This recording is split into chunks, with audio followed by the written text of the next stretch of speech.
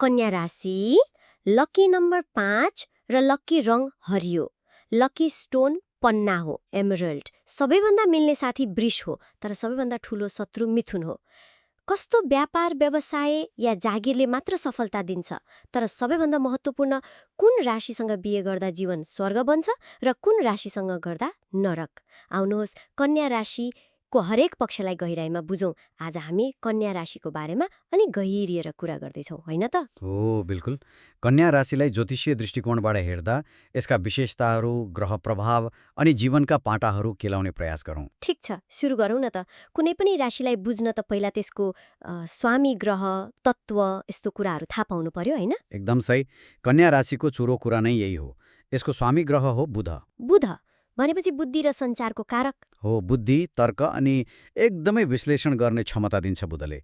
अनि तत्त्व चाहिँ पृथ्वी हो। ए, पृथ्वी तत्त्व, त्यसले के फरक पार्छ त? पृथ्वी तत्त्वले स्थिरता, व्यावहारिकता अनि अलि धैर्य पनि दिन्छ। चिजहरूलाई एकदम मिलाएर राख्न खोज्ने, व्यवस्थित बनाउने गुण यही तत्त्वले गर्दा आउँछ। अनि स्वभाव नि? स्वभाव चाहिँ दुई स्वभाव मानिन्छ। मतलब कहिले एकदमै व्यावहारिक, कहिले अलि लचिलो पनि हुन सक्ने। तर यो सबै मिलेर कन्या राशिलाई कस्तो बनाउँछ भने मेहनती, एकदमै विश्लेषणात्मक। अनि अलि बढी नै पर्फेक्सनिस्ट पनि भन्छन् नि। हो, त्यो पूर्णतावादी स्वभाव चाहिँ एकदमै देखिन्छ। सानो कुरामा पनि चित्त नबुझ्ने, अझै राम्रो हुनुपर्छ भन्ने सोचाइ। सुरुमा हामीले लकी नम्बर 5 र हरियो रङको कुरा गर्यौं, अनि पन्ना रत्न पनि। यी सबै बुधसँगै जोडिएका हुन् त? हो, यी सबै बुध ग्रहकै प्रभाव हुन्।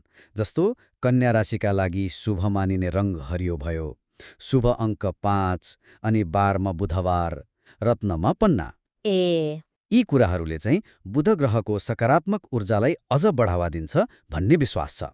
अब अलि रमाइलो कुरा गरौँ न। सम्बन्ध मिल्ने साथी वृष, तर ठूलो शत्रु चाहिँ मिथुन रे। मिथुनको स्वामी पनि त बुध नै होइन र? यो कसरी भयो? हो नि, यो चाखलाग्दो छ। कुरो के भने नि, यहाँ तत्त्वको भूमिका आउँछ। कन्या पृथ्वी तत्त्व भयो। हजुर। पृथ्वी तत्त्वलाई स्थिरता मनपर्छ, त्यसैले अर्को पृथ्वी तत्त्व जस्तो वृष र मकर सँग एकदमै राम्रो तालमेल मिल्छ। व्यावहारिक कुरामा सोच मिल्छ। अनि जल तत्त्व नि? कर्कट, वृश्चिक? उनीहरूसँग पनि भावनात्मक रूपमा गहिरो सम्बन्ध बन्छ। पृथ्वी र जल तत्त्व एकअर्काका पूरक जस्तै हुन्।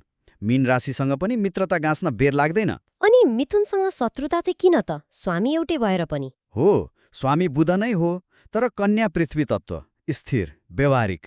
मिथुन चाहिँ वायु तत्त्व, चञ्चल, अलि अस्थिर, बौद्धिक तर छरिने खालको। ए, तत्त्व नमिलेर? हो, त्यो तत्त्वको भिन्नताले गर्दा दृष्टिकोणमै फरक पर्छ। कन्यालाई मिथुनको चञ्चलता मन पर्दैन, मिथुनलाई कन्याको अलि बढी नियन्त्रण गर्न खोज्ने किचकिचे बानी मन पर्दैन। धनुराशिसँग पनि यस्तै हो, तत्त्वगत भिन्नताले नै गर्दा अलि दूरी रहन्छ। यो त भयो कन्या राशिको सामान्य विश्लेषण। तर हरेक मान्छेको जन्म मिति, समय, ठाउँ फरक हुन्छ। त्यसले त व्यक्तिगत रूपमा फरक पार्छ होला नि। यस्तो जानकारी कसरी पाउन सकिन्छ? अवश्य पार्छ। राशिफलले एउटा सामान्य मार्गदर्शन दिने हो। व्यक्तिगत जीवनको भविष्यवाणी, समस्याको समाधान, त्यसको लागि त आफ्नै जन्मकुण्डली नै हेर्नुपर्छ। त्यो त अब ज्योतिषीका धाउनु पर्यो। अहिले प्रविधिले सजिलो बनाएको छ नि। जस्तो मेरो नेपाल भन्ने मोबाइल एप छ। त्यसमा आफ्नो जन्म विवरण राखेर सित्तैमा कुण्डली बनाउन मिल्छ। ए हो र? सित्तैमा? हो, कुण्डली सित्तैमा बन्छ। अनि त्यही कुण्डलीको आधारमा आफ्नो मनमा लागेका प्रश्नहरू सोध्न पनि मिल्छ।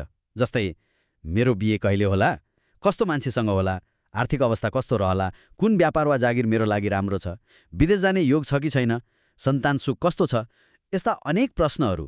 अनि उत्तर नि तुरुन्तै आउँछ? एपले ज्योतिषीय विश्लेषण गरेर तुरुन्तै उत्तर दिन्छ। अझ राम्रो कुरा के छ भने दिनको 3वटा प्रश्न सित्तैमा सोध्न पाइन्छ। 3वटा प्रश्न सित्तैमा? यो त बडो राम्रो सुविधा रहेछ। हो नि, यो त आफ्नो व्यक्तिगत ज्योतिष सल्लाह सित्तैमा पाए जस्तै भयो। दिनको 3 प्रश्नसम्म। ल, यो जानकारी त पक्कै धेरैलाई काम लाग्छ होला। अब फेरि कन्या राशिमा नै फर्कौं। यिनीहरूको लागि कस्तो खालको पेसा, व्यापार ठिक हुन्छ? अनि बिहेबारीको लागि कुन राशि उत्तम? कन्या राशिको जुन विश्लेषण गर्ने क्षमता छ अनि त्यो पृथ्वी तत्त्वको व्यावहारिकता, त्यसले गर्दा यिनीहरूलाई डिटेलमा ध्यान दिनुपर्ने व्यवस्थित खालको काम फाप्छ। जस्तै लेखा सम्बन्धी काम, सम्पादन, डाटा विश्लेषण, स्वास्थ्य सेवातिर नर्सिङ, फार्मेसी जस्तो अनुसन्धान, लेखन, पढाउने काम अनि हस्तकला जस्ता मिहिन कामहरू। कस्तो काम चाहिँ फाप्दैन त? जहाँ एकदमै हल्ला हुन्छ, अव्यवस्थित वातावरण छ वा जहाँ दिमाग लगाउनु पर्दैन त्यस्तो ठाउँमा उनीहरूलाई अलिक गाह्रो हुन्छ, टिक्न सक्दैनन्। अनि वैवाहिक अनुकूलता नि उत्तम जोडी को हुन्छ? अघि भने जस्तै पृथ्वी तत्त्वकै राशि वृष मकरसँग विवाह एकदमै उत्तम मानिन्छ, सोचाइ मिल्छ, स्थायित्व हुन्छ। अनि जल तत्त्व कर्कट वृश्चिक उनीहरूसँग पनि राम्रो हुन्छ, भावनात्मक समझदारी गहिरो हुन्छ, सम्बन्धमा चाहिने त्यो माया केयरिङ पाइन्छ। यी राशिहरूसँगको सम्बन्धले जीवनमा एउटा सन्तुलन ल्याउँछ। भनेपछि समग्रमा हेर्दा कन्या राशि भनेको एकदमै व्यावहारिक, विश्लेषणात्मक, सानो सानो कुरामा ध्यान दिने अनि सधैँ अझ राम्रो खोज्ने मतलब पूर्णता खोज्ने राशि रहेछ। हो, बिल्कुल। बुधले बुद्धि दियो, पृथ्वीले त्यसलाई जमिनमा टेकायो। बौद्धिक काम र स्थिर सम्बन्ध नै यिनीहरूको शक्ति हो। तर यसमा एउटा चुनौती पनि त होला नि। छ। त्यो पूर्णता खोज्ने बानीले गर्दा कहिलेकाहीँ आफैलाई तनाव दिन्छन्। सानो गस्तीमा पनि धेरै सोच्ने, चिन्ता लिने, आफैलाई दबाब दिने बानी पर्न सक्छ। त्यसो भए अन्तमा एउटा प्रश्न मनमा आयो। कन्या राशिको यो हरेक कुरा केलाउने, पूर्णता खोज्ने स्वभावले यो संसार त कहिल्यै पूर्ण छैन होइन र?